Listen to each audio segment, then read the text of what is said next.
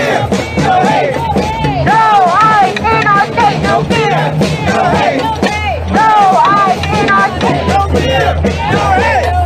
No, I cannot take no fear, no hate. No, I cannot take no fear, no hate. No, I cannot take no fear, no hate. No, I cannot take no fear, no hate. No, I cannot take no fear. When do we want justice? When do we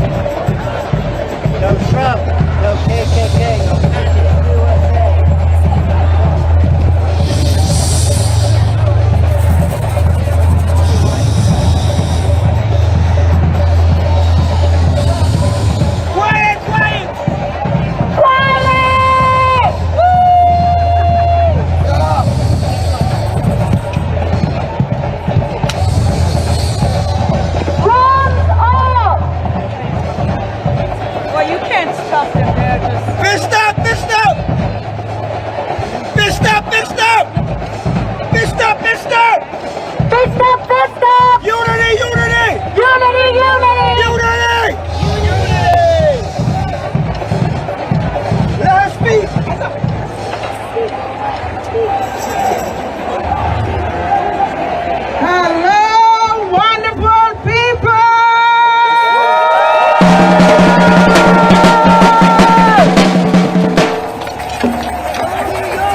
For those of you who are not from New York, a great big welcome!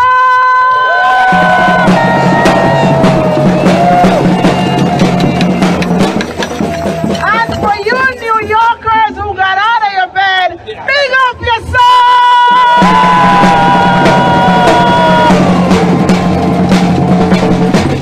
Woo! It's wonderful to see so many human beings out here this morning.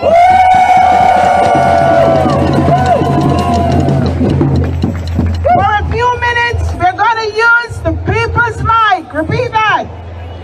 For a few minutes,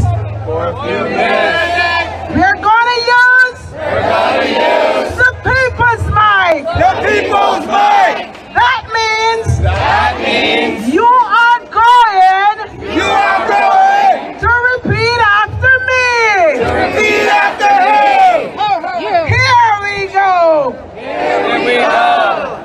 We are here We are here for the planet. for the planet.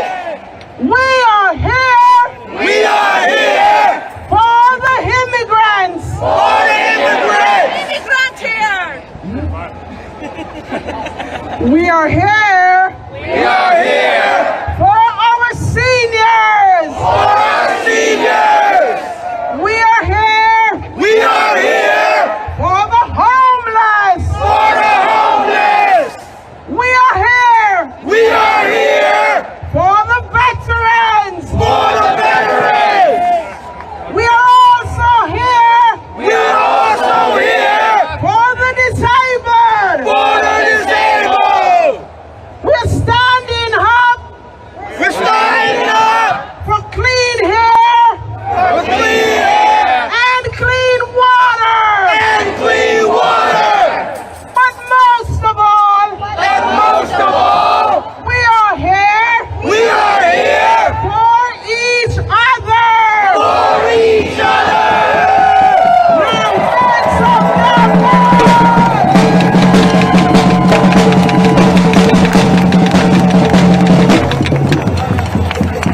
Woo! We will not be silenced. We will not be silent. We will not hide. We will not hide. We will stand up, fight back. We will stand up, fight back. Right now, Right now, we are under attack. we are under attack. But we say, But we say, stand up, fight back. stand up, fight back. Stand up, fight back. Stand up, fight back. Stand up, fight back. Stand up, fight back. We are under attack from every side. We are under attack from every side. But we will stand up. But we will stand up. And we will fight back And we will fight back for Mother Earth. for Mother Earth. Right now, Right now, hold on. I want to say a big thank you to Comptroller Flatlander and his team that got me through the crowd. Couldn't have done it without him. New York runs on immigrant labor. From our babies to our elders to big restaurants, hotels, nursing homes.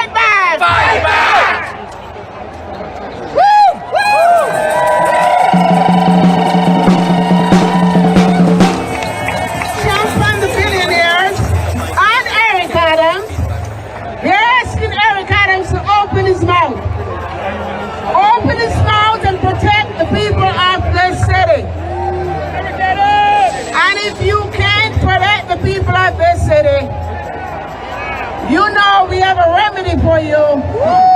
We're gonna remove you. The recipe for removing Adams and anyone who fight against us is to stand up, fight back. Stand up, fight back. Stand up, fight back. Stand up, fight back. Stand up, fight back. Stand up, fight back. Stand up, fight back. Stand up, fight back. Stand up, fight back. Stand up, fight back. Stand up, fight back. Stand up, fight back. Stand up, fight back. Stand up, fight back. Stand up, fight back. Stand up, fight back.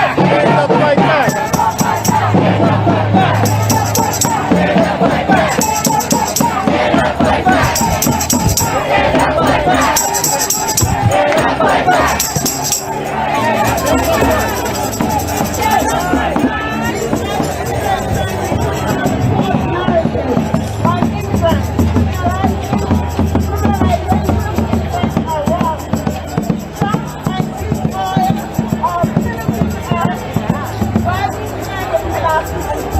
You're like a Japanese samurai, ancient. Millionaires are cashed in while our planet burns. So, fire, hurricanes, and food shortages are their legacy. The wild animals and slaves are chasing our president's lives and trust.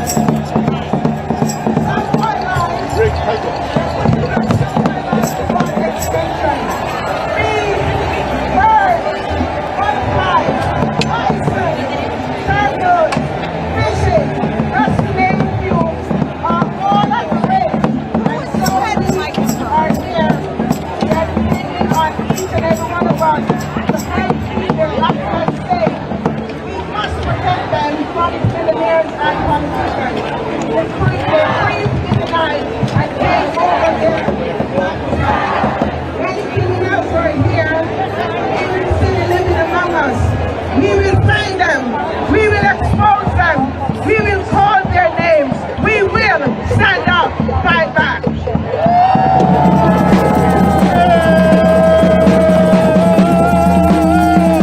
Protect the Constitution, the civil service. Vicky, you wanna? Okay, so Protect the Constitution and the civil service. As long as you're with me, that's what you do. Protect the Constitution. Protect the Constitution and the civil service. Protect the Constitution and the civil service. as the main driver. In the next what we say, and all of us will be safe until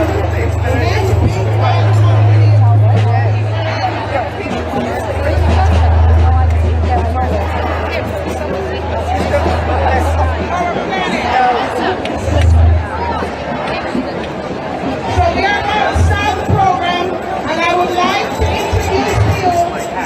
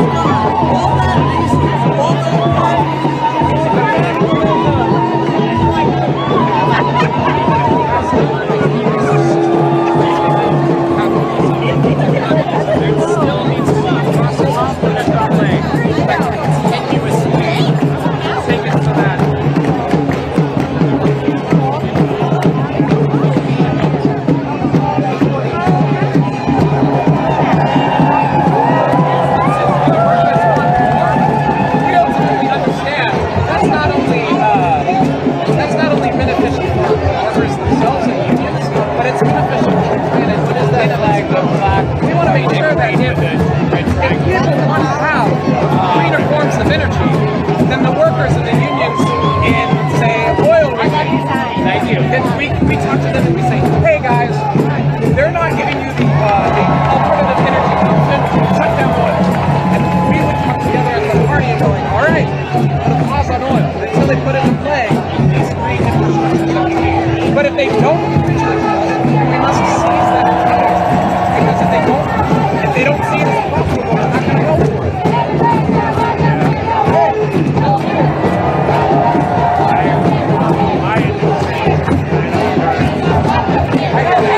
No fear! Immigrants are welcome here, no hate! No fear! Immigrants are welcome here, no hate! No fear! Immigrants are welcome here, no hate! No fear! Immigrants are welcome here, no hate! No fear! Immigrants are welcome here, no hate! No fear!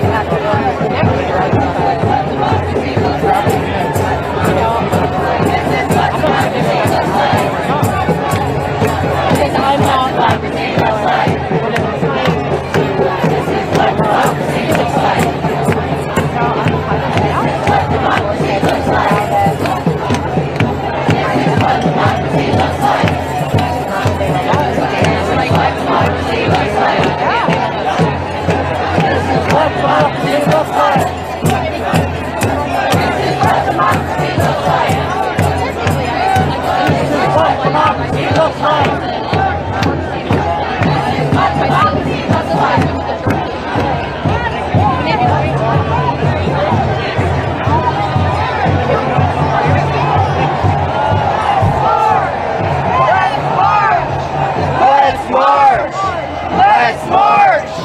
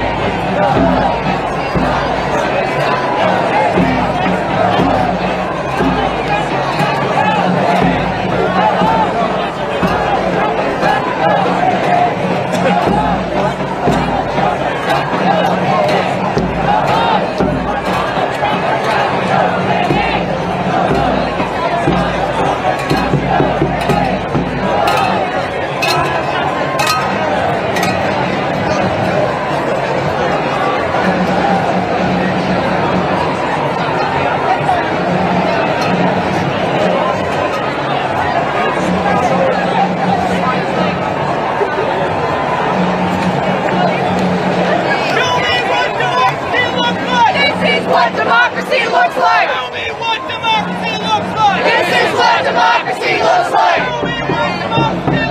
This is what democracy looks like. This is what democracy looks like. This is what democracy looks like. This is what democracy looks like. This is what democracy looks like. This is what democracy looks like. Show me what democracy looks like.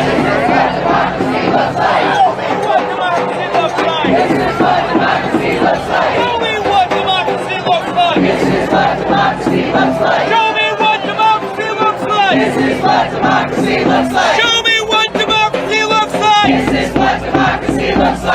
what democracy looks like. This is what democracy looks like. Show me what democracy looks like. This is what democracy looks like. Show me what democracy looks like. This is what democracy looks like. Show me what democracy looks like. This is what democracy looks like. Show me what democracy looks like. This is what democracy looks like. Show me what democracy looks like. This is what democracy looks like. Someone else read it.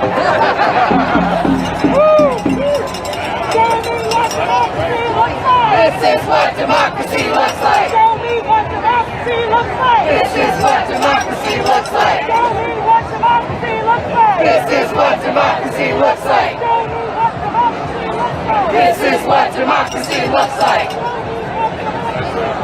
This is what democracy looks like. This is what democracy looks like. This is what democracy looks like. This is what democracy looks like. This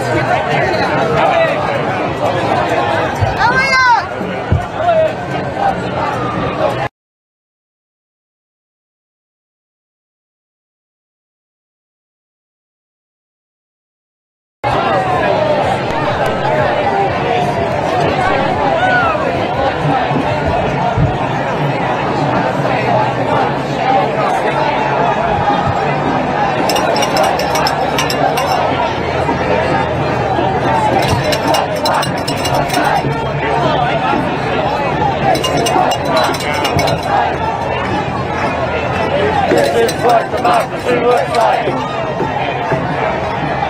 what democracy looks like. This is what democracy looks like. Show me what democracy looks like. This is what democracy looks like. Show me what democracy looks like. This is what democracy looks like. Show me what democracy looks like. This is what democracy looks like. Show me what democracy looks like. This is what democracy looks like. Show me what democracy looks like. This is what democracy looks like. Show me what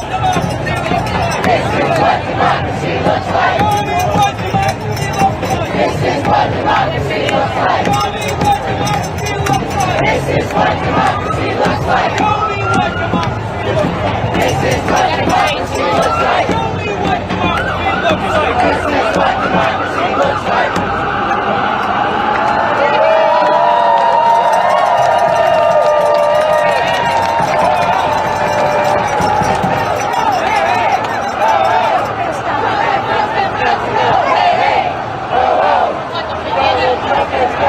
Hey, hey,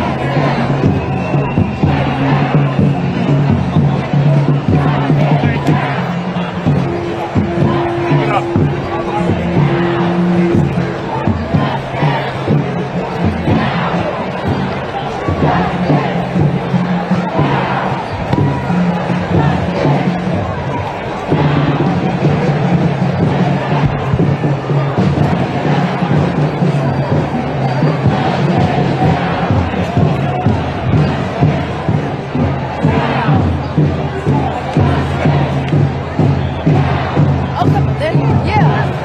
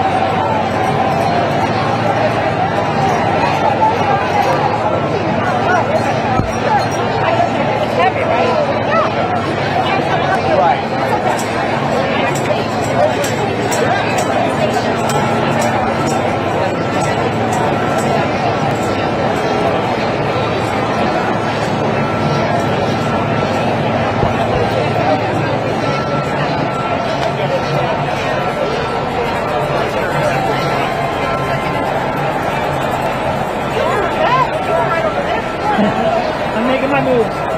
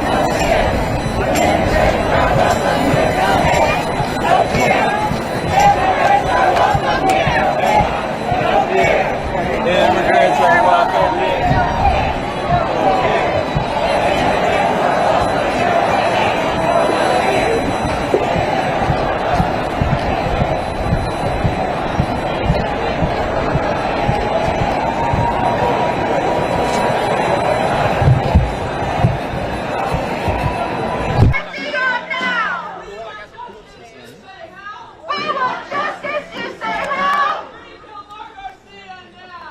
Omar Garcia now! The people united will never be defeated! The people united will never be defeated! The people united will never be defeated! The people united will never be defeated! The people united will never be defeated! United will never be defeated! People united will never be defeated! Brothers, sisters, and siblings, it's so important that we're out here today, forming this community of resistance against this far-right billionaire agenda unfolding before us. You could have been anywhere this morning, but you're right here in the streets with us.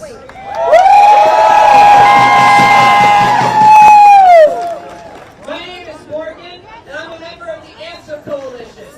Answer stands for Act Now to Stop War and End Racism. That's a principle of the unity of struggles that we have stood on since our organization was formed 3 days after September 11th, when we knew that a new racist, imperialist, ultra-chauvinist wave of hatred was coming our way. We have been proud to stand against anti-Arab and anti-Muslim racism and hatred. We've been proud to stand with the people of Palestine in their struggle for liberation. And we've been proud to stand with Black America in the struggle against racism, white supremacy, and the ongoing legacy of slavery in this country. We've been proud to stand with women and queer and trans people in the fight against homophobia, transphobia, and patriarchal violence and discrimination and hatred. We believe in the unity of these struggles because we believe that a better world is possible. We believe that we have a common enemy in this billionaire capitalist class. And we believe that only if we struggle together, all of us, can we win and achieve that better world.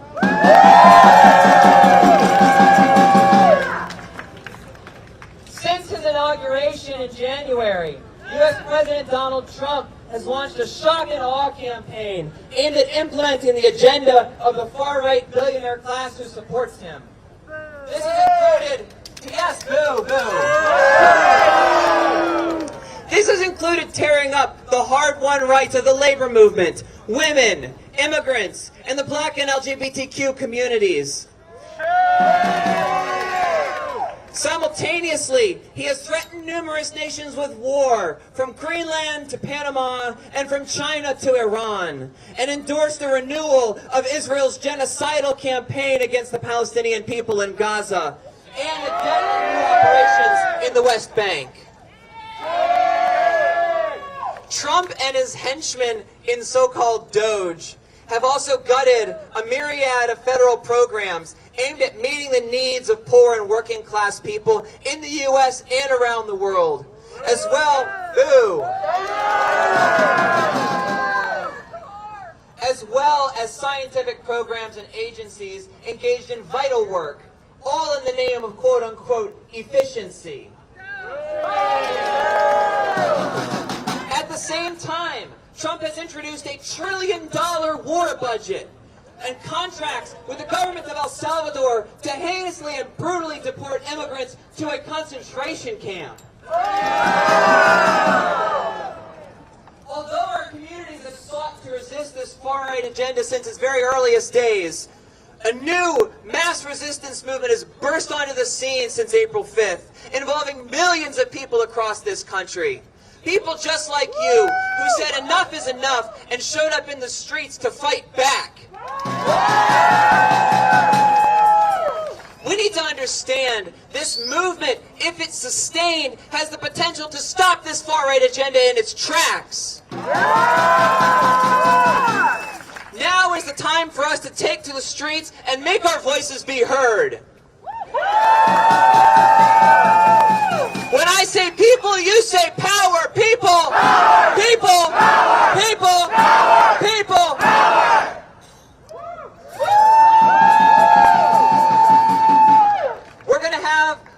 of speakers today come up and talk to you from many of these struggles that we've just mentioned. People engaged in fighting back on all walks of life. So I want to welcome first up a teacher in this city of Washington, D.C., where we see so many of these manifestations of this far-right agenda coming out. We see, first of all, the attack on the Department of Education, on the very principle that education should mean the teaching about our history. We see attacks on the history of black people, on the history of queer and trans people. We see them denying our ability to even talk about racism and homophobia and patriarchy. We see them cutting budgets, not just for the Department of Education, but cutting budgets for teachers, for paras, for substitute teachers, for staff, who are all the people who come together to make the education of our children possible. And the people on the front lines of that struggle, they are the teachers who are responsible for bringing up the next generation of our youth. And it's so powerful that teachers across this country have labor unions that are able to fight for them. And so I want you to welcome up first Ashley from the Washington Teachers Union. Welcome her, clap her as she comes up.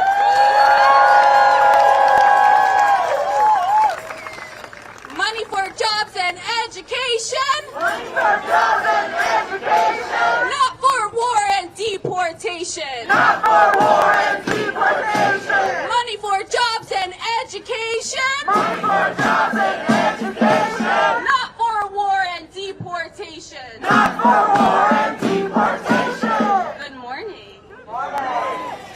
My name is Ashley, and I am a DCPS educator and a member of the Washington Teachers Union.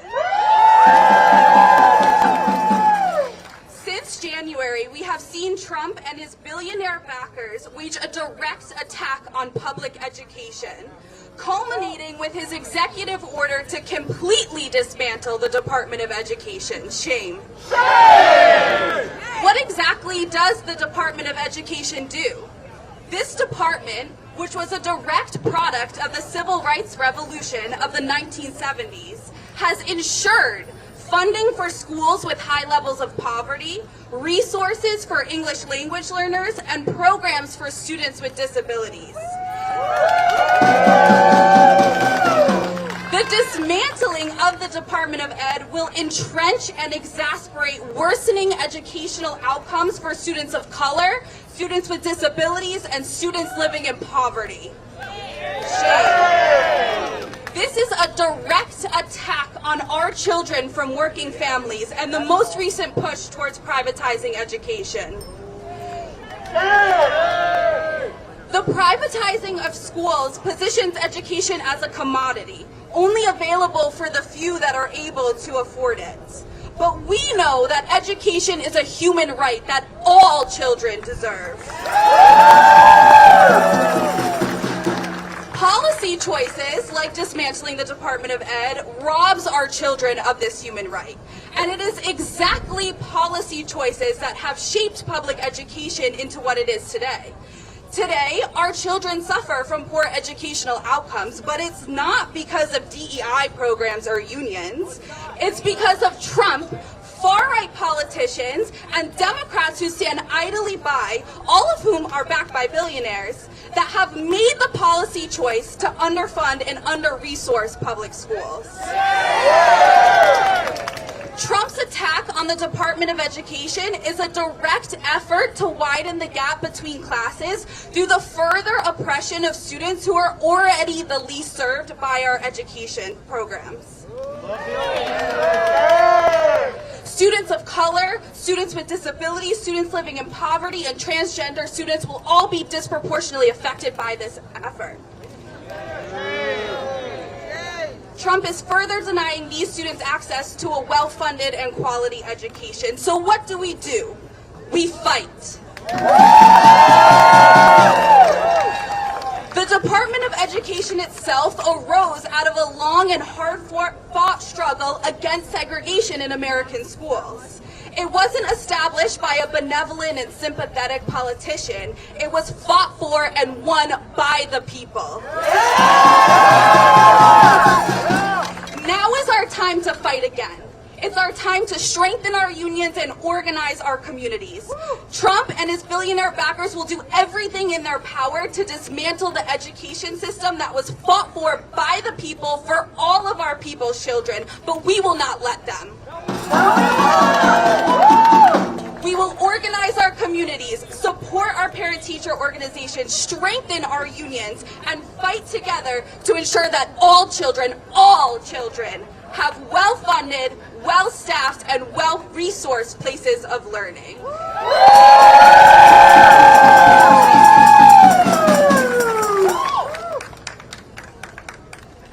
When Trump says get back, we say fight back. Get back. Fight back. Get back. Fight back. Get back. Fight back. Get back. Fight back.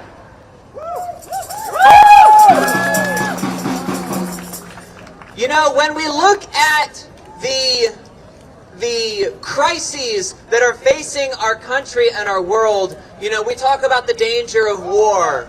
We talk about unemployment and the economic crisis. We talk about inflation. We talk about the cutting of government agencies. But there's major crises beyond that that affect not just us, but all of humanity. And perhaps the biggest of these is the impending climate catastrophe. We know that climate change is man-made. Whatever funding they want to cut to programs that say otherwise, we know that that's true, right?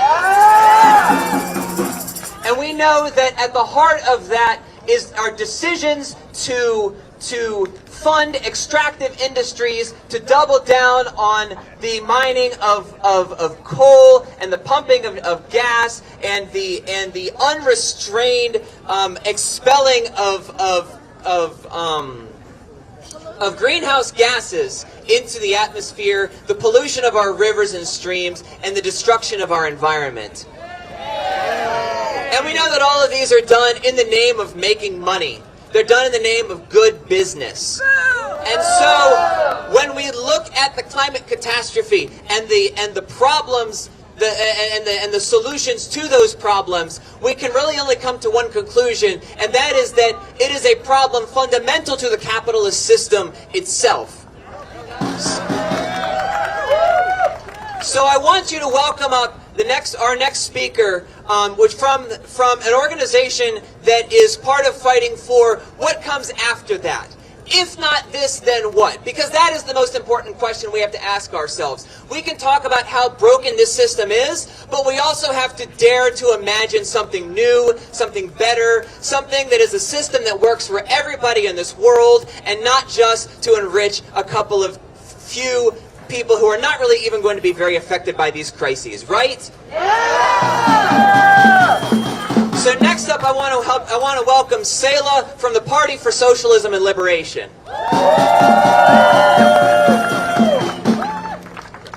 And before I get started, can folks come in a little bit closer? We promise we won't bite. We got a lot of people coming in from the back, so we want to get a little close and comfortable. And start us off with a chant.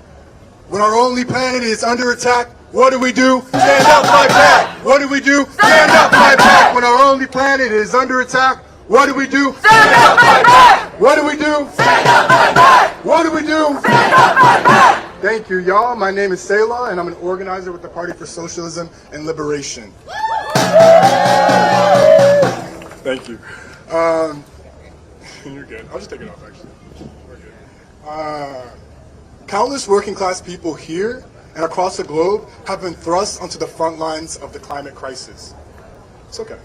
The only way that we can overcome raging hurricanes, wildfires, and heat waves while also defeating the Trump administration and the far right is by fighting for an immediate end to the capitalist system as a whole.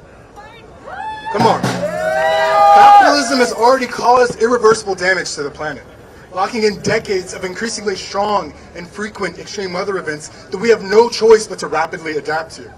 But our ruling class insists on doubling down on climate warming war, fossil fuel extraction, and excessive resource extraction.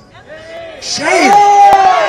They've tied us and the rest of the global working class to the roof of a car that they knowingly drive towards a cliff's edge. Shame! Shame! The Trump administration and the far right are rapidly accelerating this drive to oblivion. They're fast-tracking permits to drill for oil and gas while preventing the Environmental Protection Agency from regulating air and water pollution. Shame! Shame! They've handed the keys of energy and environmental agencies to the executives of the very fossil fuel companies who have made billions of dollars off of the climate crisis. Shame! Shame! And they've also begun decimating environmental and climate justice programs and preventing exploited communities from getting access to solar, batteries, and other technologies that can reduce their bills and protect them from climate disasters and power outages. These tactics are rolling back the concessions won by indigenous, ecological, and environmental justice organizers throughout the 70s and 80s, who forced companies to rein in their pollution. The far right wing of the ruling class wants to return to a time when polluted rivers were engulfed in flames, when towns and ecosystems were scorched by acid rain, and when air quality levels were based on the intensity of burning that you felt in your eyes, all so that they can line their pockets.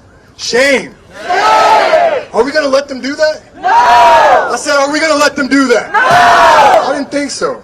And if we don't want that nightmarish past to become a reality, we have to recognize that Trump's extractive agenda is also making it harder for us to defend ourselves against the capitalist class's other fronts of class war, like the gutting of social services and racial justice programs, the political abductions of Mahmoud Khalil or Laka Cordia, who dared to speak out against the genocide of Palestinians, or the kidnapping of union organizers like Hilmar Garcia, or Venezuelan immigrants like Franco Jose Caraballo Tiapa, who were a shade too brown or had one too many tattoos. Shame! Shame! Trump's administration is tightening the noose of repression and pushing some to instinctively turn towards the Democrats for rescue. But the Democrats have willingly handcuffed themselves to the demands of capitalism and imperialism, which they'll always prioritize over the interests of the working class. I'm going to say that one more time. They will always prioritize the interests of capitalism and imperialism over those of you, the working class. Come on now. Capitalism's inherent devotion to ever-expanding markets and ever-increasing profits prevents it from ever developing a sustainable relationship with the planet, let alone the workers like you and myself who it grinds up and spits out. All broken, damn right. Say that again. A broken system. Come on, y'all. Broken system! All the Democrats ever offer us is the capitalist status quo.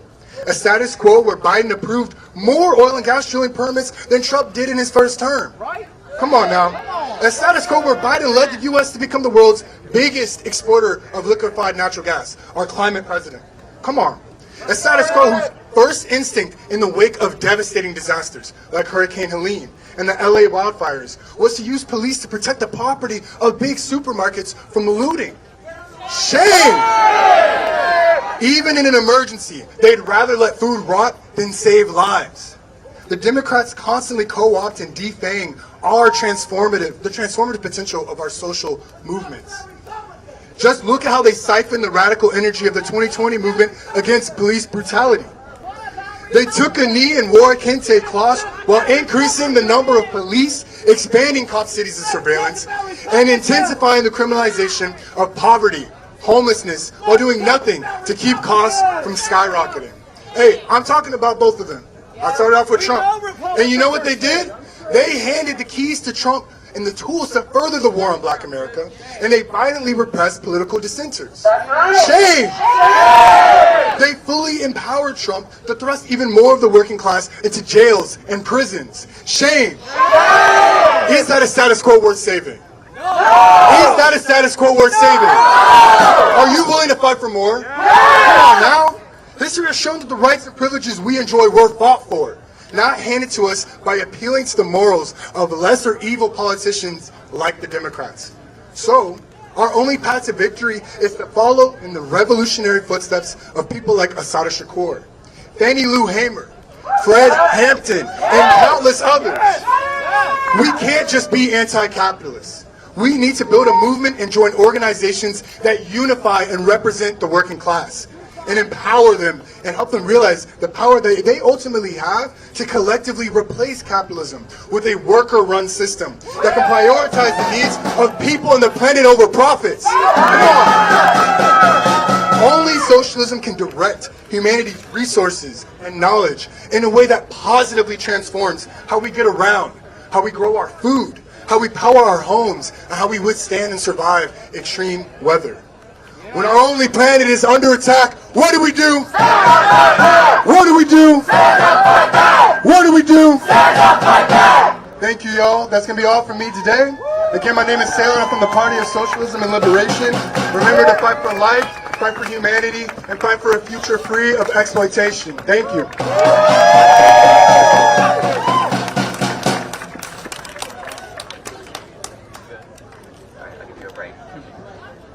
What do we want? Climate justice. When do we want it? Now! What do we want? Climate justice! When do we want it? Now! What do we want? Climate justice! When do we want it? Now! What do we want? Climate justice! When do we want it? Now!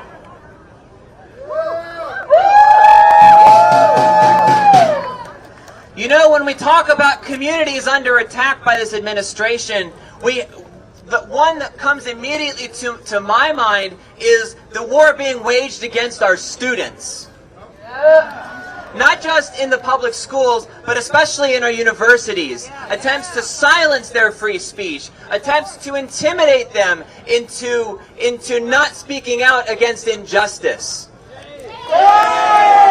This is one of the proudest traditions of a college student. I mean, when you think about a college student, it is almost the stereotypical thing that comes to mind is, oh, you become radical, you get involved in fighting the injustices in the world, right? Yeah. So, but with students, there is also this convergence of not just developing a conscience, but also an exploitation that they can face in their role as TAs, as workers at the university too. And so it's important to talk about the unity of these struggles as well.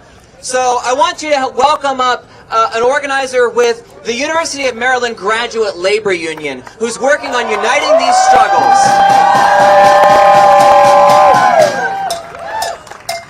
My name is Sean, and I am an organizer with the Graduate Labor Union at the University of Maryland, College Park. For the past months, the Trump administration has been incessant in its attacks against higher education, students, and workers alike. First, they came for Mahmoud. Shame! ICE detained him for his courageous involvement in the Columbia University anti-genocide encampments. Then they came from Rumesa. Shame! ICE detained her for her brave words speaking against the genocide in Gaza. Columbia had also expelled the president of the Student Workers Union of Columbia, Grant Minor, for his righteous participation of the demonstrations against the genocide of the Palestinian people. Shame! These are blatant attacks on free speech. But you don't even have to be speaking out for justice to be kidnapped and disappeared. Kilmar Abrego Garcia, a working union man in Maryland, was wrongfully deported by the Trump administration. They admitted that it was a mistake, but they refused to bring him home. Now, they have revoked hundreds of international student visas on ridiculous grounds. Student workers around me had their visas revoked at the University of Maryland. Will we let them get away with this? No! Will we let them get away with this? No! None of our fellow students, none of our fellow workers are national security threats. Let them learn and let them stay. I want you to understand, this is a fear tactic to stop us from organizing, from speaking out for one another, for fighting for one another. Did this work? No! Did this work? No! As a student worker in a union, I and everyone else around me understand that an injury to one is an injury to all. This is everyone's fight. This is everyone's fight. So repeat after me. Hands off our workers. Hands off our workers. Hands off our students. Hands off our students. hands off our people! Hands off our people! Thank you.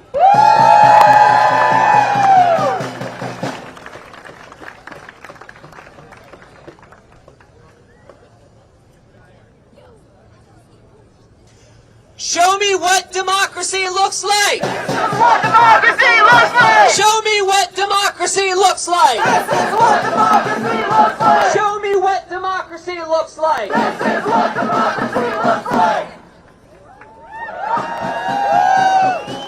Brothers, sisters, and siblings, when we talk about democracy and we talk about the ability of people to have a say in the issues that govern their lives, we have to understand that in the society that we live in right now, there are very severe limitations on the expression of that democracy, right? We go to the ballots and we vote once every 2 or 4 years. And in the time in between, we just kind of have to watch democracy happen, right? It's happening over there, it's not happening here. But there are important institutions of real democracy that exist in our society today, and one of those is tenant unions. Tenant unions are such an important site of struggle for our communities because so many issues that we are worried about today converge in the home, right? It's everything from high rent, and which everybody who lives in the city can empathize with the issue of high rent, right? The rent is too damn high. So people high rent and people being kicked out of their home and fighting back against eviction and making sure that people know their rights. And now we see that ICE raids are happening in the homes. And so it's important more than ever that neighbors stand up and fight back and defend others. Is that right? So here in DC, we are lucky to have such a very powerful and organized and exemplary organization that we can all look to for inspiration and leadership in this fight. And that is at the Woodner Building here in DC. And so our next speaker is a member of the Woodner Tenant Union. And I want you to welcome him as he comes up.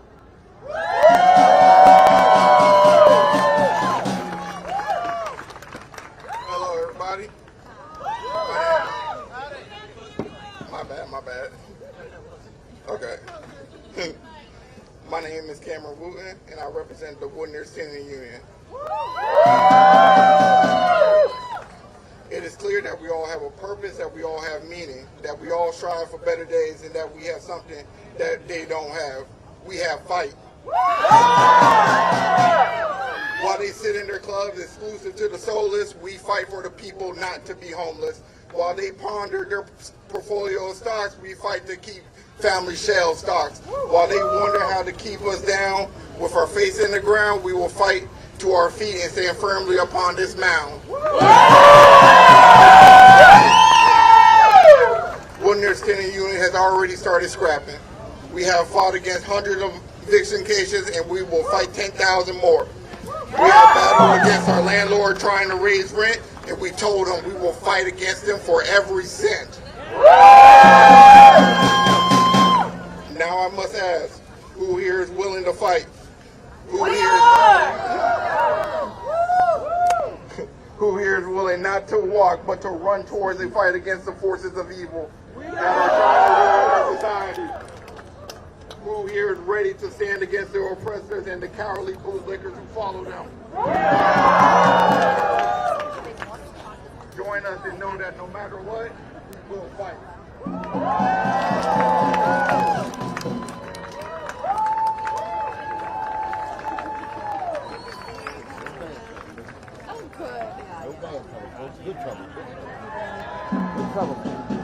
Money for jobs and education, not for war and deportation. Money for jobs and education, not for war and deportation. Money for jobs and education, not for jobs and education.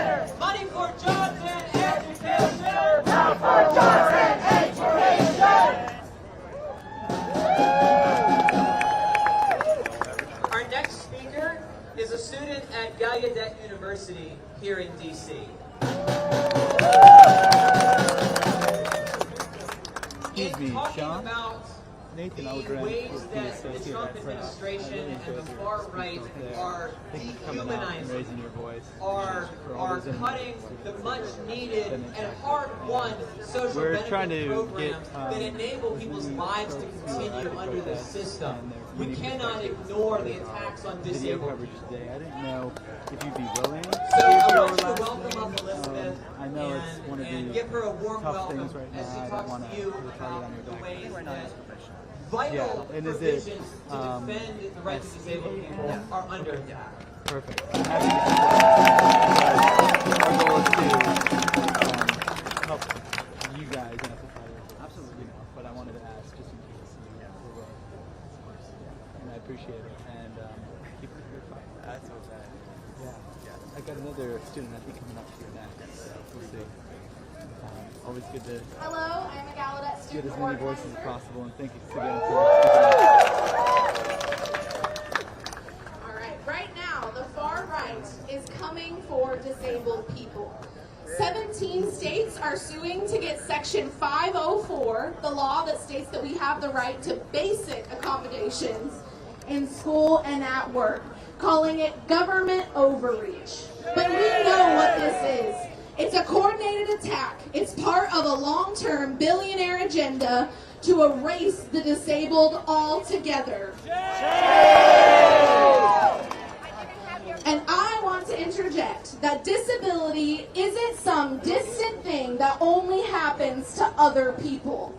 Anyone can become disabled at any time.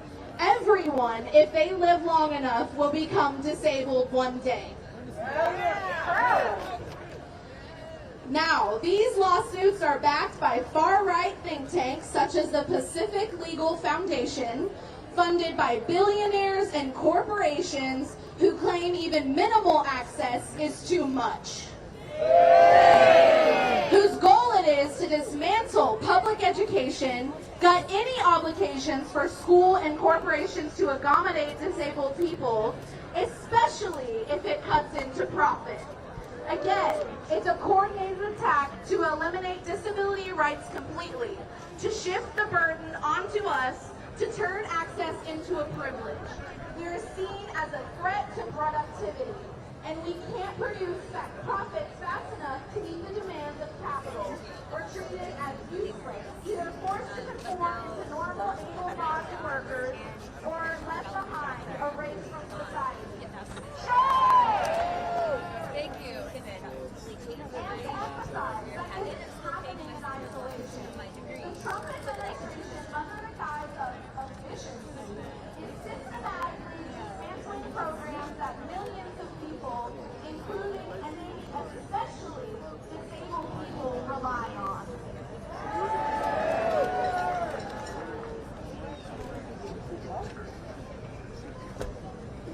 Initiating massive cuts at the Social Security Administration and leading to unemployment as well as service disruption.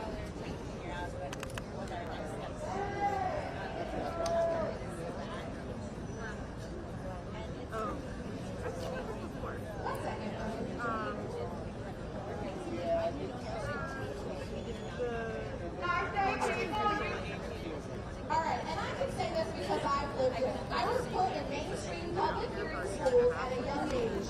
If it weren't for American Sign Language interpreters and an IEP enforced through 504, I wouldn't have even been able to access my education.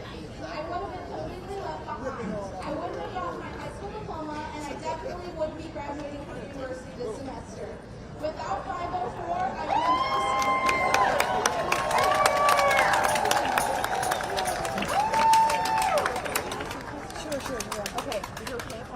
It's not just education. I'm deaf, born into a deaf family, raised on disability benefits because even before the 1760 Society through 504, it isn't enforced nearly enough as it should be. But if we didn't have that support, my family and I would have ended up on the streets. Even now, if we lose it, into the streets we go. It's already hard enough for deaf and disabled people to find, let alone maintain,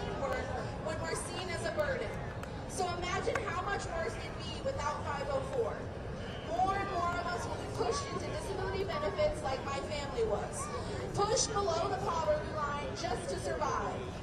And I relied on Medicare and Medicaid as a child, and I still do now, as do most people on Social Security.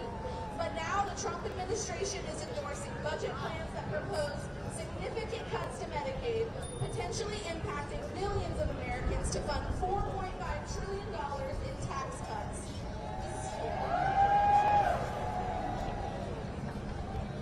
Despite public assurances, these actions speak louder than words. If we let them successfully gut 504 without a fight, Social Security is next. Because none of this is about support. This is about survival in a system that alienates us, not just from work, but from every aspect of society.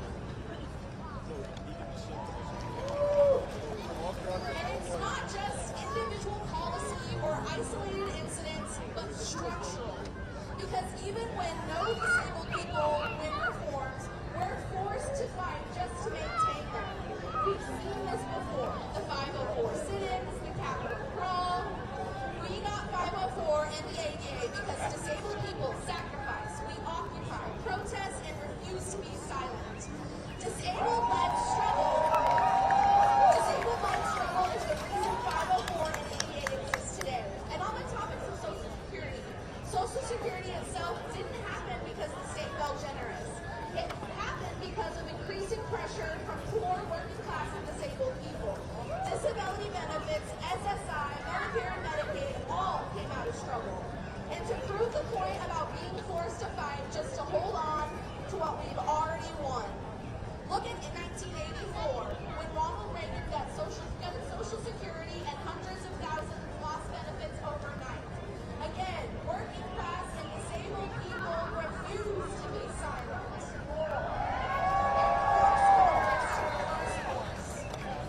Everything we have was fought for, and now they're trying to eliminate it, and along with its elimination, our existence. Both parties, Republican and Democrat, have chipped away at our rights for decades. It didn't start with Trump, and without any of us putting up a fight, it won't end with change. Accommodation is not liberation. It's the form, not the ceiling. And even that form is corrupt. Under capitalism, everything, education, healthcare, all forms of access are treated as a favor, not a right. And right now, a genocide is happening in Gaza. It's a mass disabling event. Gaza currently has the highest number of child amputees per capita in the world. Just like us, disabled Palestinians are left behind, erased from society. However, unlike us, they have no disability benefits, no form of legal protection. So if we care about disability justice, we must not only be for disabled liberation, but the liberation of Palestine as a whole. Because the fight for disability justice is global and tied to every other liberation struggle. Disability justice means abolishing ableism at the root, starting with capitalism. Because this system is designed to push us below the poverty line, to alienate us, to use our existence as a threat to the working class. Comply or end up like this. We're treated as a warning, but we're not a warning. We're a revolutionary force. Not only do we have enough revolutionary potential for the overthrow of this system that pushes us to the margins of society and to lead the dismantling of ableism alongside our comrades, but we can fight for a new system, a socialist system that guarantees not just accommodation, but liberation. Disabled people are not just a side note in this movement. We are the movement. Protect 504, protect Social Security, end the coordinated attacks on our rights, free Palestine, and fight for a just world where deaf and disabled people don't just survive, but thrive.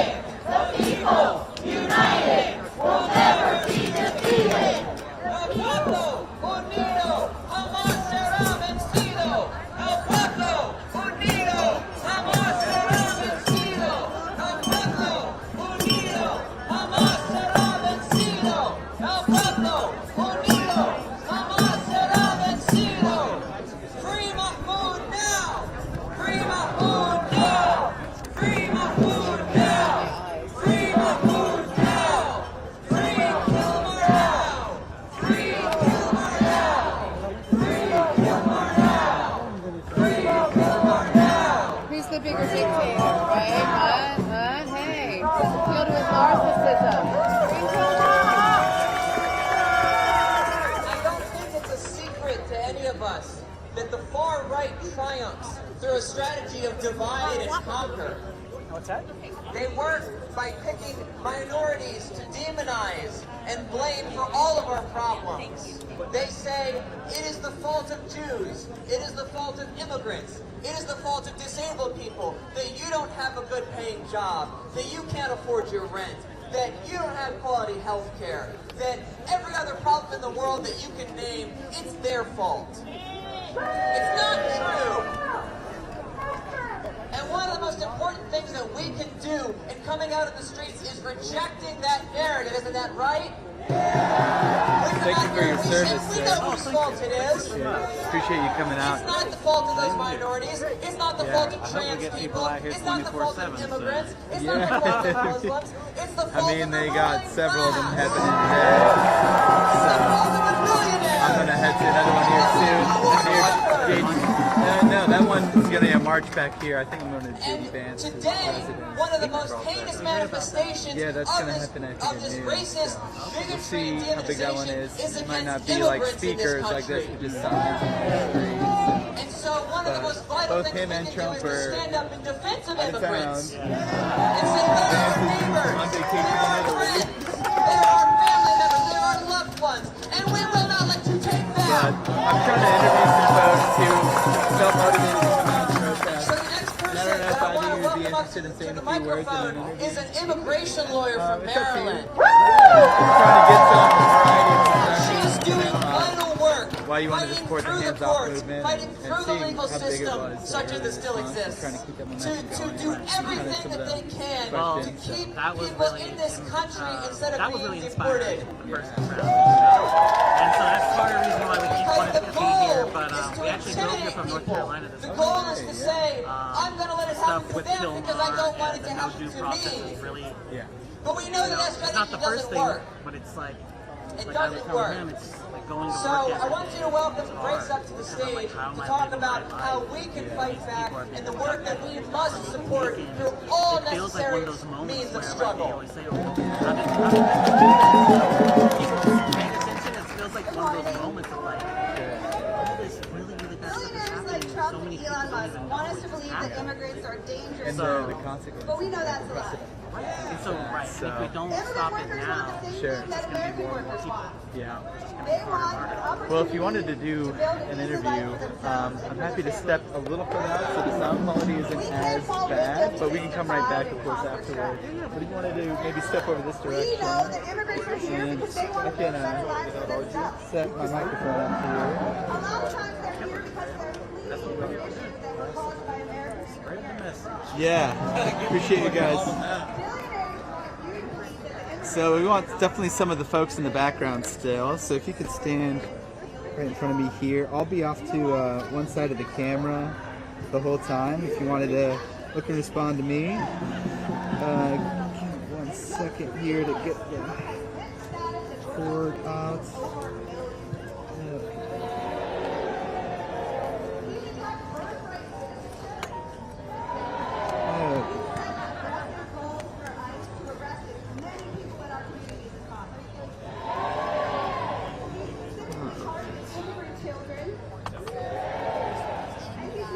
So let's make this a little simpler. What I may have you do is hold the microphone itself, and I'll quick show you the best way to do that. Instead of holding it like vertically like this, you can hold it slightly more angled horizontally like that. That would be ideal. And I'll be off to the side of the camera the whole time, so feel free to look and respond to me. You don't necessarily need to look at the camera itself. Yeah, I think there's just fine. And would you guys want to do it together or individually? I'm here for support. Okay, either way works for me. So let me make sure I got the microphone working here. You could give a test. Just tell me what you had for breakfast. Granola bar in the car. Yeah. Gotcha. And if you don't mind starting the interviews the same way I start everyone, just introduce yourself, say and spell first and last, just so I get it correct. Yeah. My name is Alex Hobson. It's AlexHobson, and I live in Mooresville, North Carolina. All right. And I mean, talk about the amount of hours you're on the road just to be here at the White House today to join this hands-off protest. Yeah, so I actually worked last night until about 9 o'clock at night, and we left North Carolina at 4 o'clock this morning so that we could be here on time. Yes, very tiring, but it's very worth it. What was the motivation? Like, you had to come out and raise your voice. I mean, what are you seeing in our country these days that's really disturbing and you want to raise your voice? Yeah, so obviously there's a lot of things that's happened over the last 3 months that has made it very difficult to live a normal life. But what really pushed us to come to DC right now is the no due process for people like Kilmar Garcia. It just sets a really, really scary precedent if we can just send anybody we want overseas and not give them any due process. And then once they're there, we just say, oh, we can't do nothing about it. Oh, we messed up, sorry, oh well. That's, to me, extremely scary, extremely scary. What precedent do you think that opens up? I mean, that it could not just be for immigrants like Garcia, but right. There was discussions of regular U.S. citizens, whether they're naturalized or born here. Or... Well, Trump has talked about sending U.S. citizens to El Salvador, and we also know that Florida recently passed a new immigration bill that allows ICE to detain anybody who is suspected of entering the country illegally. And they just had a 20-year-old gentleman in jail for 48 hours, despite having a birth certificate and a social security card proving that he was from the United States. Unfortunately, the county jail said that they could not release him because they would need ICE to come back and get him. That right there, that's an American citizen being held in a jail. And he's lucky that he didn't get deported to another country, and we don't know if we'd ever see him again. So if that can happen, it can happen to anybody. What's your top 5 things that you want the current Trump administration to have their hands off? Hands off, like you already said, due process, but what else are, I know Social Security? Yeah. So, I mean, definitely hands off our veterans. Our veterans have given the ultimate sacrifice to protect us and for us to live our lives. And it's abysmal to me that anybody would support attacking veterans or taking veterans' rights, firing veterans from the government, over 6,000 already veterans, maybe 20,000 more to come. That's a huge one. Hands off our most vulnerable people. Our seniors are under attack with Social Security. Our disabled people are under attack. The people that need the help the most, our children, are under attack. The Department of Education. Wow. A lot of people in America don't understand how education works and that it's mostly ran by the states and that the federal government is just there to help them. They think the federal government is telling states what they can and cannot do. That's not the case. So that's really concerning for our children. I'm also really concerned for the healthcare industry as a whole. I'm a huge proponent of Medicare for all. I think healthcare is a right for all humans. Nobody should be denied or left dead in a hospital because they can't pay or because they can't prove that they're an American citizen. I just think that that's something that we should care about as humans. What else? Medicare, Social Security, Yeah, I think those are veterans. Dignity. How about some dignity? I mean, Yeah, just overall respect. I mean, if we're talking about the things that Trump needs to stop, like why are we in war with our allies? Why are we attacking Canada? This is ludicrous. This is at the point of what is going on. To me, it's like, I never thought it would get this far, obviously, but I still don't understand how it continues to go further and further. What's the atmosphere like for you today, being in the crowd, being surrounded by other people who are fed up with what they see going on? Being at a protest is one of the best things you could ever do. The energy really lifts your spirits. I've been really sad. Like I said, it's hard going to work every day. I feel guilty. I feel personally guilty going to work every day because people are being abducted off the streets and people are losing their benefits. I have co-workers whose families are worried and fleeing this country. I have co-workers whose current school grants are not going through. People's real lives are being affected today, right now. And a lot of it's being done just through executive order. It's not being done through the government. And that's my big question is, how come Trump can't get this passed through his Republican-controlled House and his Republican-controlled Senate? If these are things that Republicans all agree with, then he should be able to make laws, they should be able to pass them and do it the right way and not push through things with executive power or just straight up ignoring the courts. That's all. For anyone who watches this, what words of advice or wisdom would you give to not just stand idly by, not be complacent, do something to fight back? So I would say to anybody that feels like they want to do something or they feel helpless, first of all, whatever you can do is enough. Don't ever feel bad because you can't show up at an event or because you have to go to work. I work a full-time job and it's hard for me to sometimes go to events because I have to balance, supporting my family and also doing what I think is right. It's very challenging, it's very hard, but I would say for anybody who's thinking about it, do it. The environment's amazing. You meet tons of amazing Americans who are here to fight for you and for everybody. They're wonderful events. But if you can't go to a big event, look at your local parties. There's a lot of things going on in all your counties and all your towns and all your cities. There's lots of events going on. You might not hear it on the news. You might not hear it on Facebook, but if you search it, you'll find it. I didn't even hear about this protest until 3 days ago when we went on Google and we just searched protests coming up soon because we wanted to be at one and we saw it was here and that's how we ended up here. Talk about this momentum. Earlier this month you had the first and very huge hands-on protest and you guys are trying to keep it going. I think it's tough to match those numbers, but it's how exciting and motivating was seeing that. Was that part of your reason? So I think it was extremely inspiring to see over 3.5 million Americans show up collectively across this country with people from all over the world to come and do what's right. They're just here trying to protect freedom in America. And it is very inspiring, and I do think that it's going to make a change. We can see some of the changes happening. Some Republicans are feeling the pressure from some of the events that like Senator Bernie Sanders and Representative AOC are having. They're feeling the pressure. They're seeing the momentum from there. Personally, I would really like to see one big march in DC, one collective march with millions of people. And I would really love to see our Democratic leadership make that call. I think that millions of people are just sitting on the couch waiting for our leaderships to call for us. We're waiting. We just want them to say, give us the day, give us the time.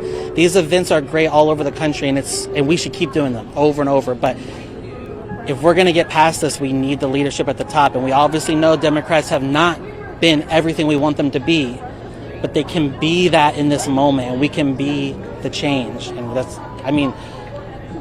personally, I'm a huge Bernie fan, and I really would love to see Bernie Sanders call for this march. I think he could bring a huge amount of people. We live in North Carolina. Even in North Carolina, Bernie is extremely popular.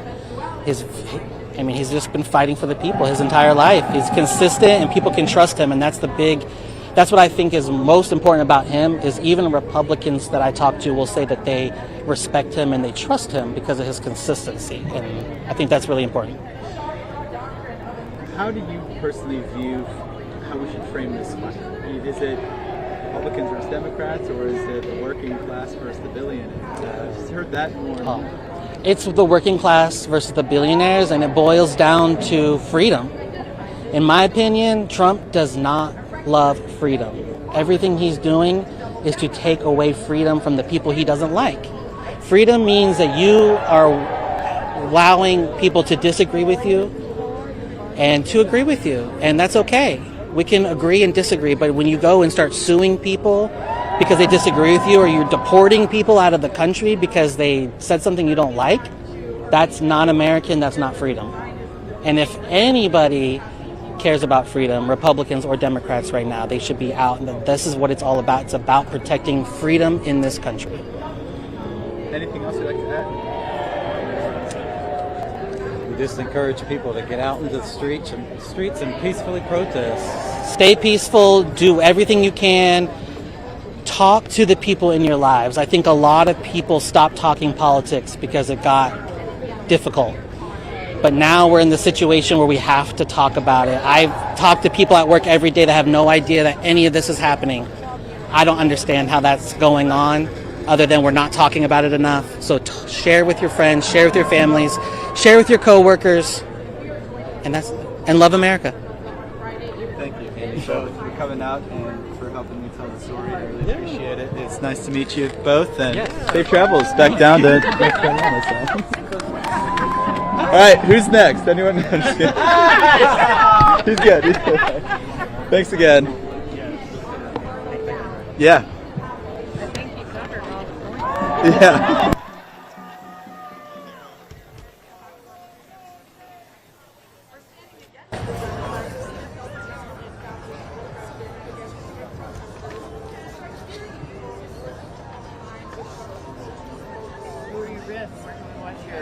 AP. Yeah. Yep.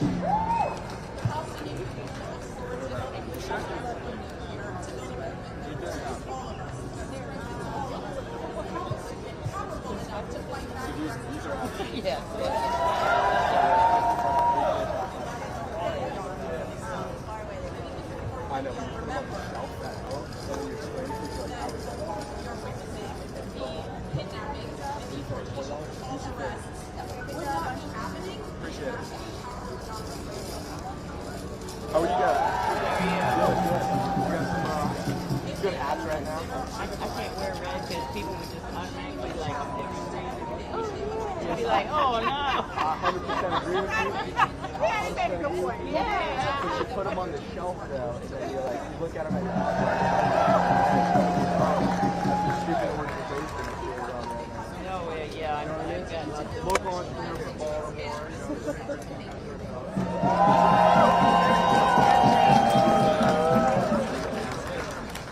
Free Palestine!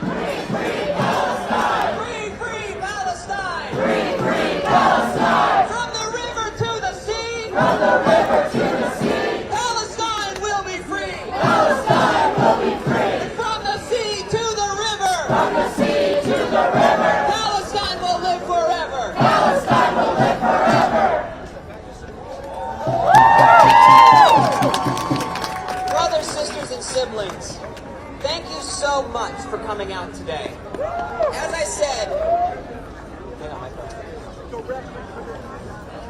said, we are building a community of resistance to fascism and to the far-right agenda, and it starts right here today. Because we understand that the true power in society lay not in the halls of the White House or Congress, but here in the streets with the people. This is where things are decided. The people have all the power. Say it with me. The people have all the power. The people have all the power. The people have all the power. Never forget it. In this moment, we have to look at previous threats of fascism, either against the labor movement in the 1930s, Jim Crow fascism in the 1950s and 60s, or beyond going against fascism against our LGBTQ siblings. The lesson is never to simply seek influence in corrupt and unjust systems, but to demand popular power and to organize independently of it. So, while this demonstration today is concluded, we can't let this be the end of our organizing. There have been many organizations that have spoken here today, and I encourage you to look them up. Talk to the organizers here. Find out how you can plug in and get involved. Because this movement doesn't end today, it doesn't end tomorrow, and we have to stay mobilized, we have to stay in the streets, and we have to keep fighting until everybody is free. The people united will never be defeated! The people united will never be defeated! The people united will never be defeated! The people united will never be defeated! The people united will never be defeated! The people united will never be defeated! The people united will never be defeated! The people united will never be defeated! Show me what democracy looks like! This is what democracy looks like! Show me what democracy looks like!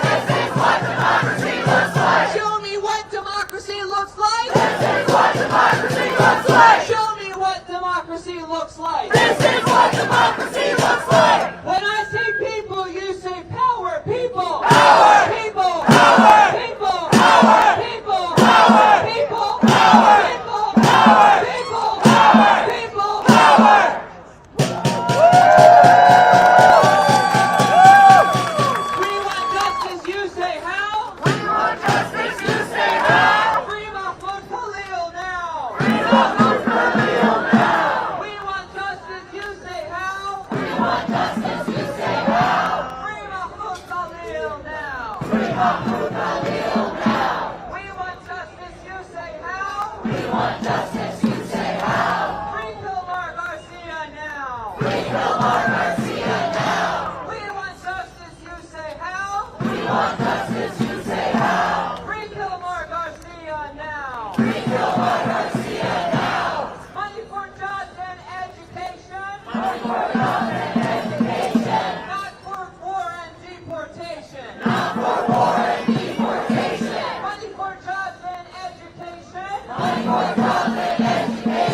Not for war and deportation.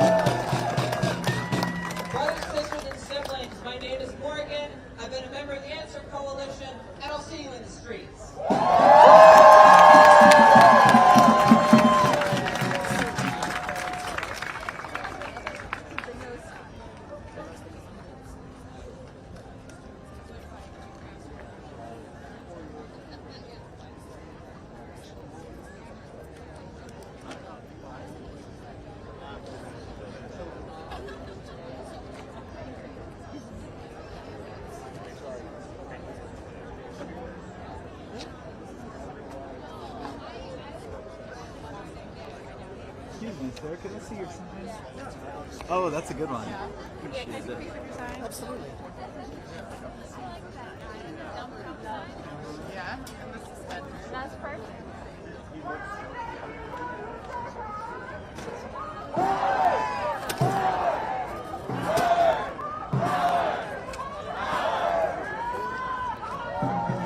Thank you, sir. Appreciate it.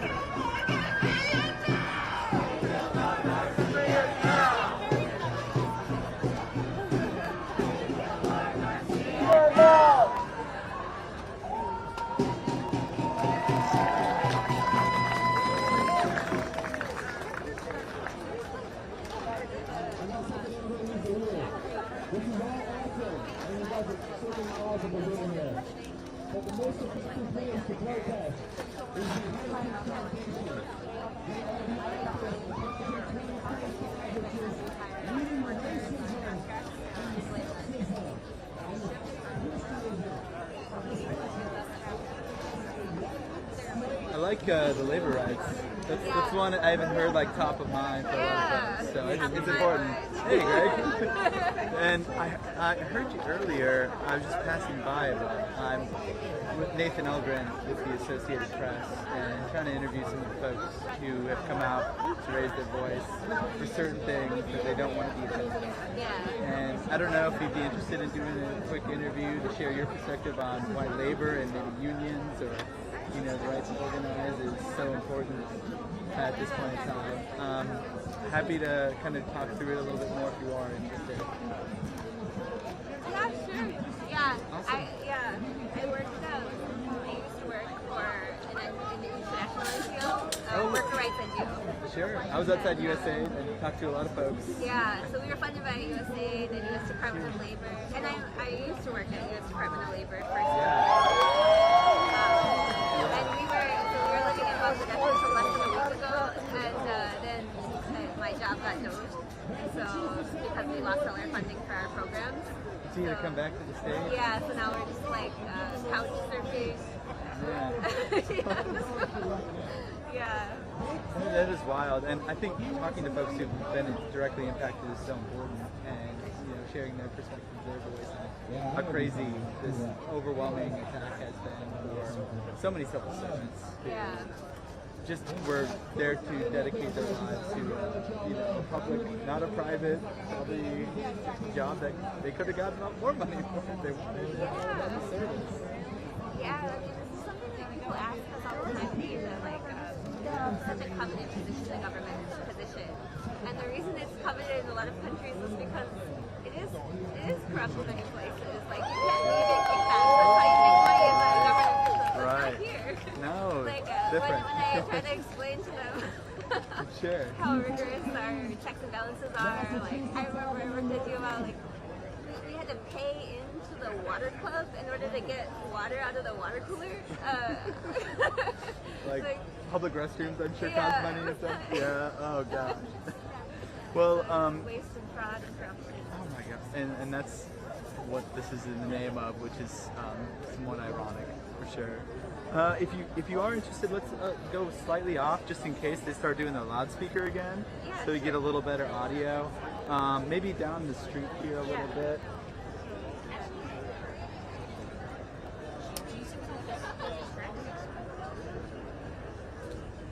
So right, like this.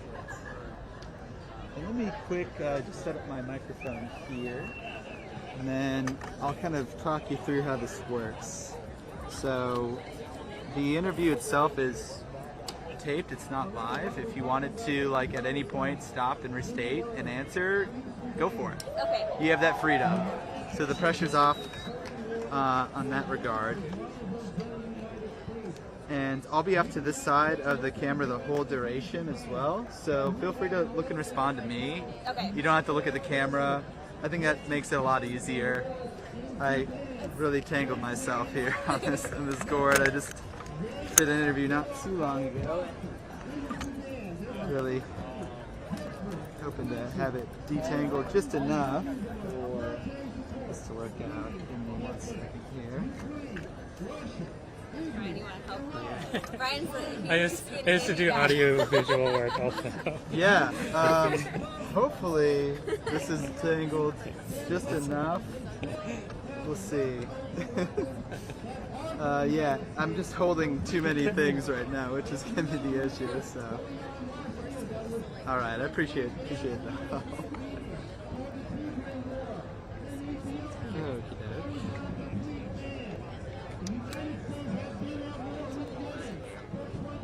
And if you need that, there you go.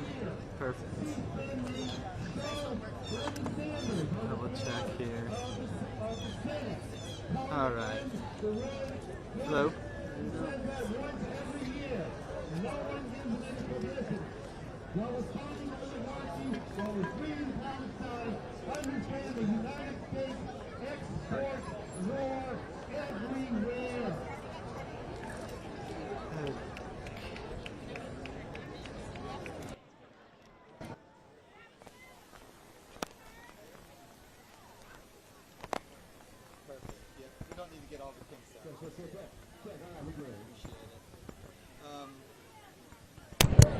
I think we can get going here. I think for the sake of having a little better audio, if you wanted to hold it, but not vertically like this, yeah. So you know.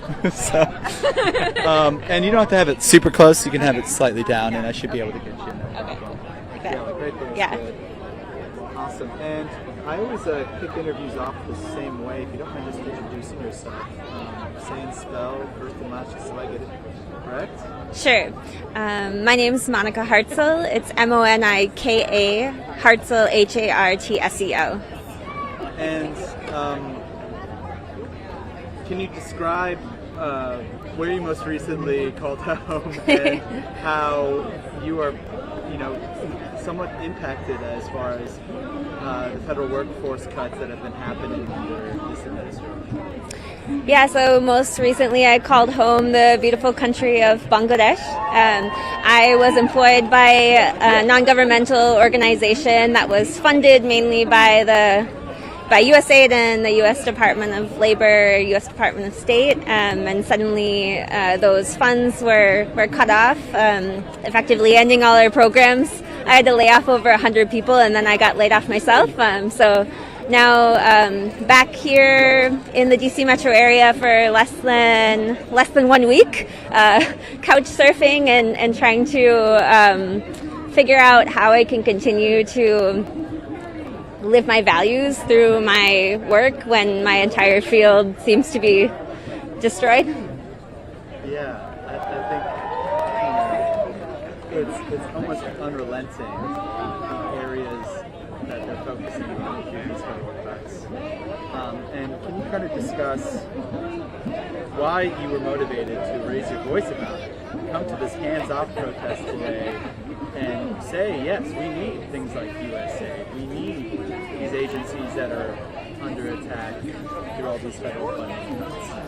Yeah, well, I really believe that worker rights are a fundamental tenet of democracy. Like, a lot of people in authoritarian regimes all over the world, the first time that they really get to practice democracy is through a trade union. Like, just the power of being able to elect people who represent you, who can help you secure a wage to feed your family, safe working conditions. That's really powerful.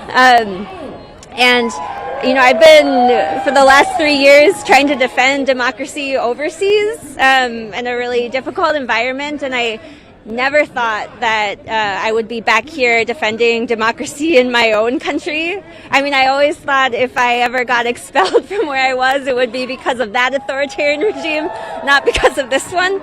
So it's very, very shocking, and I also learned a lot about protest in Bangladesh. I learned from a lot of really brave young people who stood up for their rights against a fascist government at great risk to their personal safety, and it inspired me. And so I told all of my colleagues and friends back in Bangladesh that when I got back to the U.S., my new full-time job would be Andolon. It means protest in Bangla.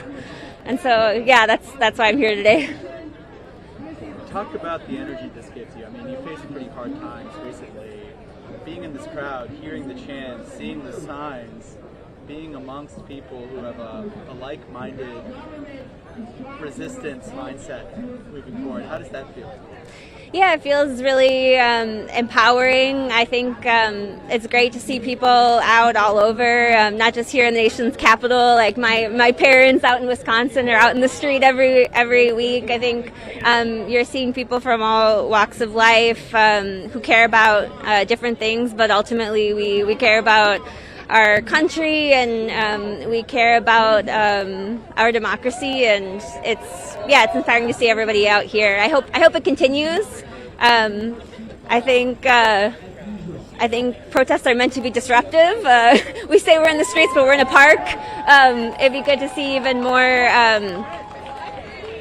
activism. I think we gotta really stand up. The time is now. Democracy is really fragile. It can, I've seen it around the world, how quickly a democracy can crumble, and I really hope it won't happen here. Yeah, absolutely. What words of advice and encouragement would you give anyone watching to participate in some way, shape, or form, to not just be complacent, not just stand idly by as this is evolving? Yeah, I mean, I think there's so many ways to get involved. I think, call your Congress people. We really need Congress to take action. We need them to do their jobs. Get out wherever you are, protest locally, get involved in different activist movements for causes you care about. And yeah, just don't stand by. Get up off the couch and out in the streets. Yeah. That inspiration that you had from all the young protesters in Bangladesh, it's uncomfortable, but I think it's important to share perspectives like yours, people who are directly impacted. It's not. I mean, it's something I faced resistance, and I just want to showcase that people like you.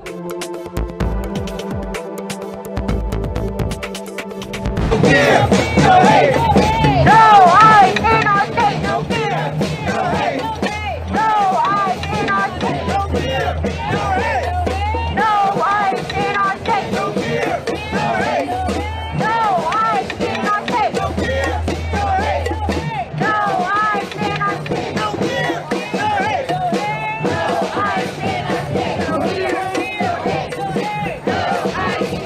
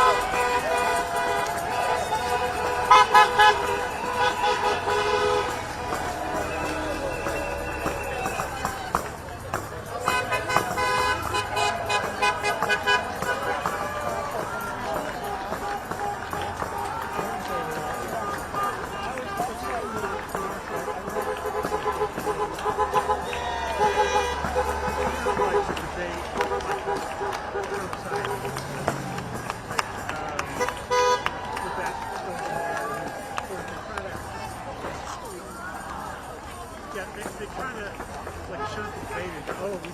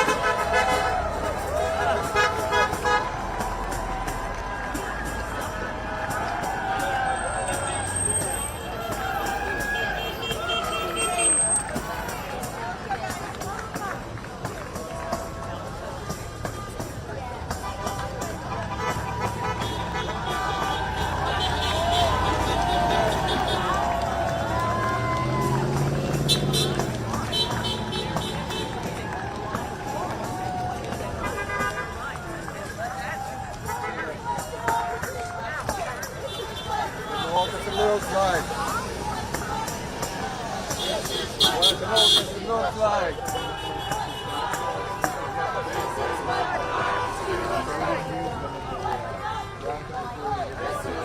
democracy looks like. This is what democracy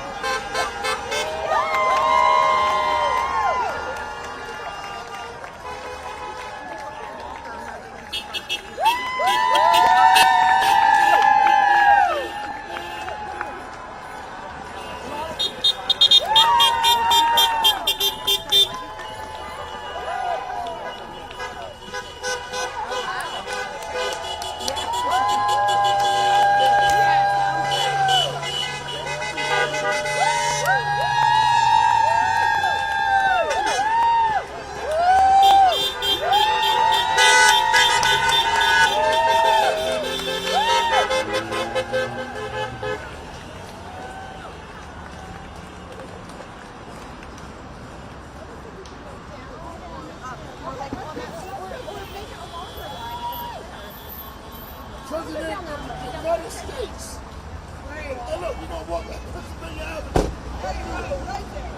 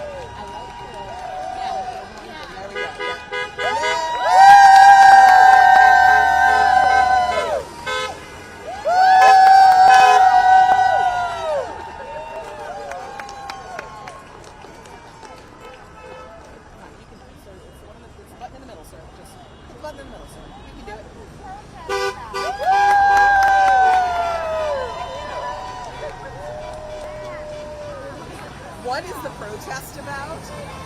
All of this. It's our dystopian hellscape. I mean,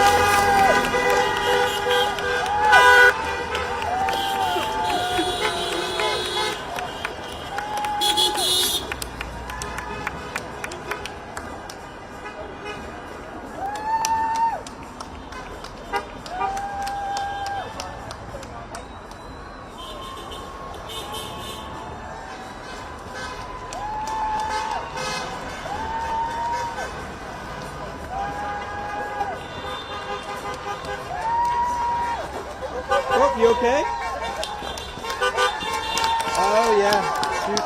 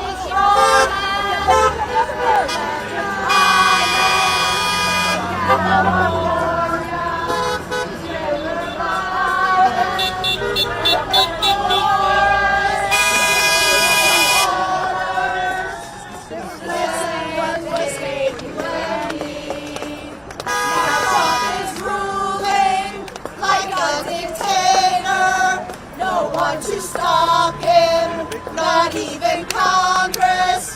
We are the people, we must be heard now. This land was saved for me. Other Republicans who love their country will use their votes now. And you must fight now, you must be heard now, you must show courage. Let's work together to save our nation.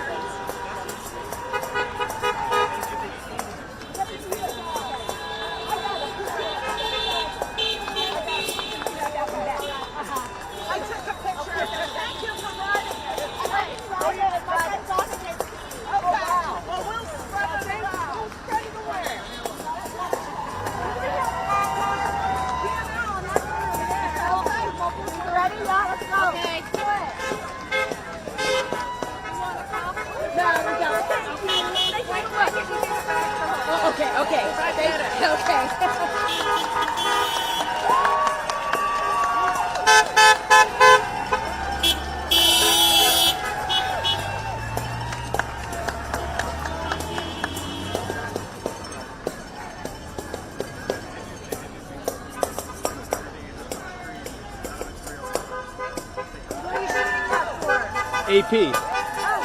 Yep.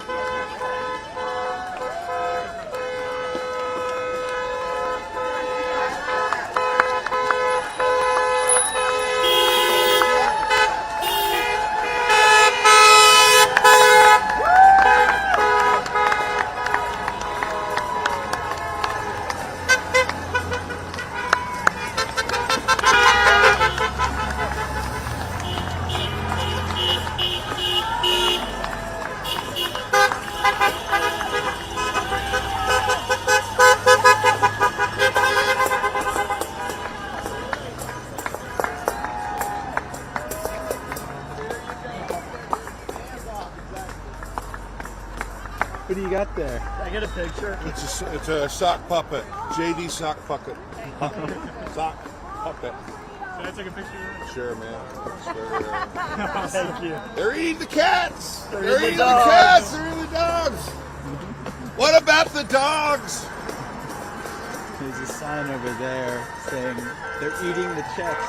They're eating the balances.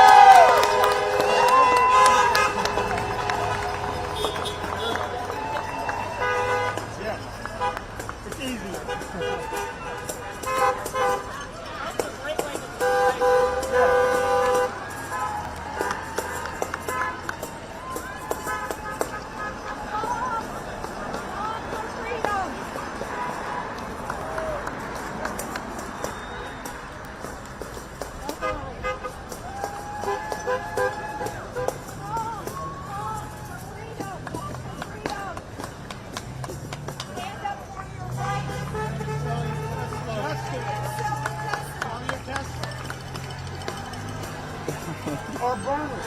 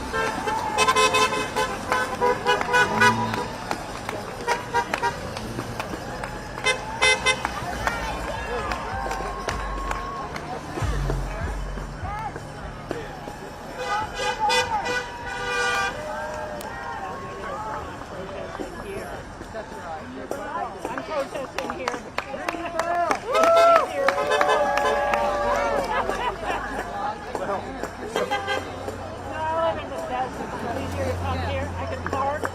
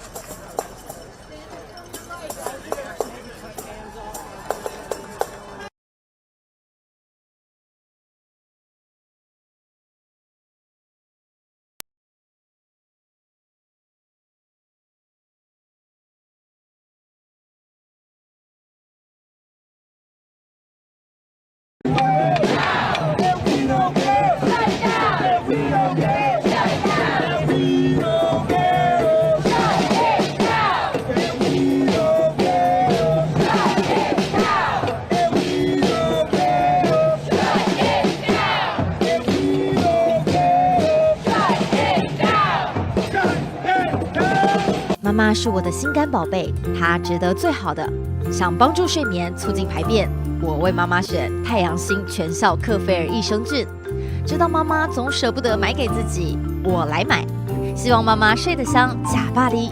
现在就上快点购母亲节太阳星全效克菲尔益生菌宠爱妈咪超值专区，享各项健康好礼最高3重送，满5000加送520元购物金。透过中天新闻网 App 下单或输入 CTI 推荐码，每单再减50元哦。